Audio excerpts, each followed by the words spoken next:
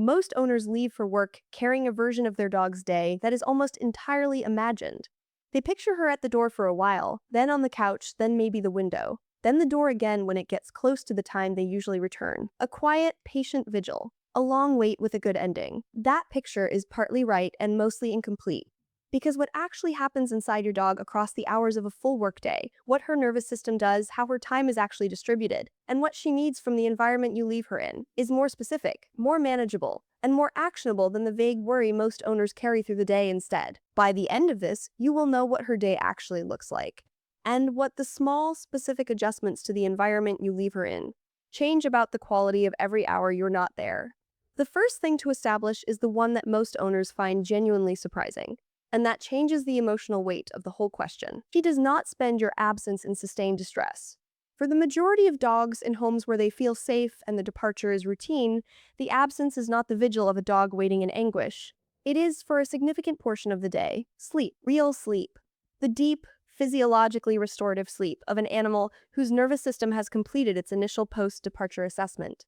The scent mapping, the environmental read, the confirmation that the change in the space is the familiar change of your ordinary departure, and found nothing requiring sustained activation.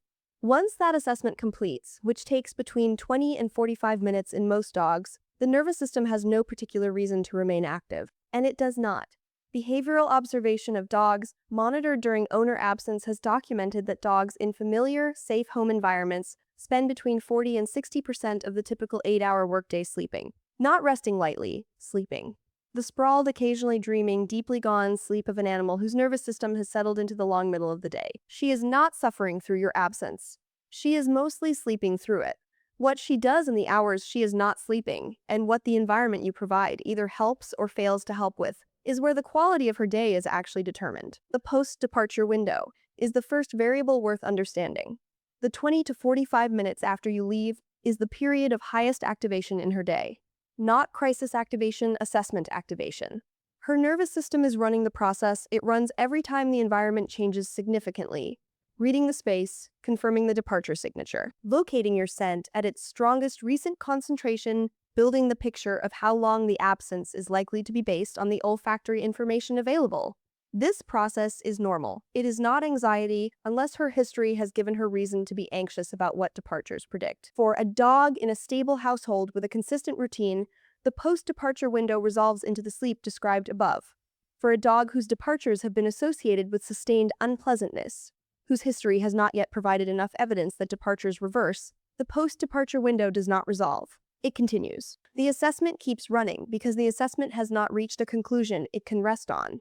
If your dog's post-departure window is not resolving, if the barking or pacing or destructive behavior extends well past the first hour, the departure history rather than the departure itself is what needs addressing. The second variable is the midday energy distribution. The sleep that fills much of the absence is not uniform. It is punctuated by sounds from outside, by the dog's own biological rhythms, by the natural activation windows her circadian pattern produces. In most dogs, there is a late morning and a mid-afternoon period of higher activity, where the sleep is lighter and the inclination to move, explore, and engage is higher than in the stretches around it. This is the piece most owners miss entirely. These windows are when the environmental provision matters most. A dog who wakes into her mid-morning activation window and finds nothing. No enrichment, no scent to investigate. Nothing for the engaged, active animal she is in that moment to do. Experiences that window as a deficit, not dramatically, as a quieter version of the same boredom that produces destructive behavior, pacing, or vocalization in the dogs whose windows are longer or whose activation is higher. A dog who wakes into that same window and finds a food puzzle, or a scatter of kibble in the yard, or a frozen enrichment toy that requires sustained engagement, experiences the window as occupation. The need the window generated found something to meet it. The window passes and the sleep returns. The provision is not complicated.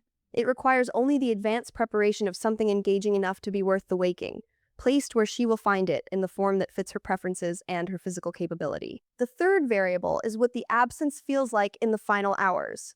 The late afternoon, the 2 to 3 hours before the typical return, is the period of highest alertness in the remaining day. Her body has been doing something for years at this time. Reading for your return. The specific, low-level monitoring that precedes the reunion. The nose at the window, the orientation toward the door, the slight elevation in wakefulness as the hour approaches. This is not distress. This is anticipation.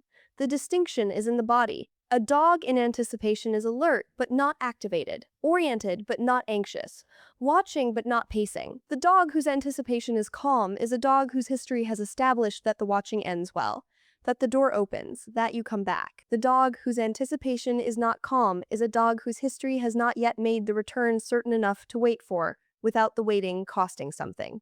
Most owners approach the question of the dog's day as a problem of time. Of the too many hours, the dog is alone. Of the deficit produced by a full workday, of the absence that cannot be shortened and must therefore simply be endured. Flip that. The question is not how to make the absence shorter. It is how to make the absence better. Specifically, structurally, through the provision of an environment that meets the needs her day, will generate even when you are not there to meet them yourself. 3 things change the quality of her day more than any others.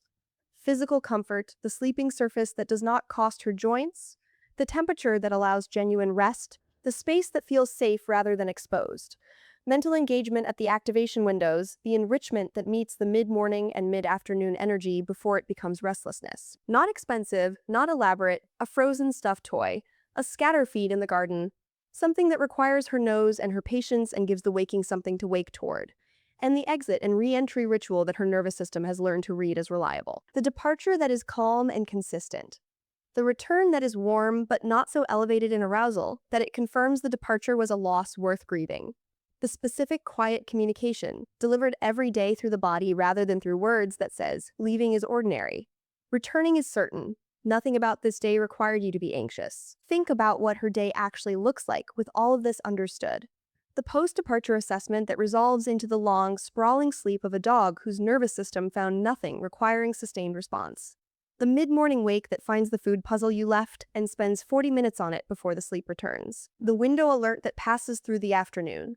The orientation toward the door in the late hours that is not waiting in anguish, but waiting with certainty. The specific, calm confidence of a dog who has learned, across hundreds of returns, that you always come back. She is not suffering through the day you are gone. She is living it. Imperfectly, in the gaps between what she needs and what the environment provides, but manageable, adjustable. Better than the version you have been imagining, and improvable in specific, actionable ways that cost less than the worry you carry instead. She is okay while you are gone. She is better when you come back, and she is best when the environment you leave her in, the enrichment, the comfort, the consistent departure and reliable return tells her every single day that the time you are apart is just the part before you come home. You always come home. That is enough. What does your dog do when you leave? And have you ever set up a camera and found something that surprised you? Tell me in the comments. If this is the kind of watching you want to keep doing, subscribing means the next one finds you.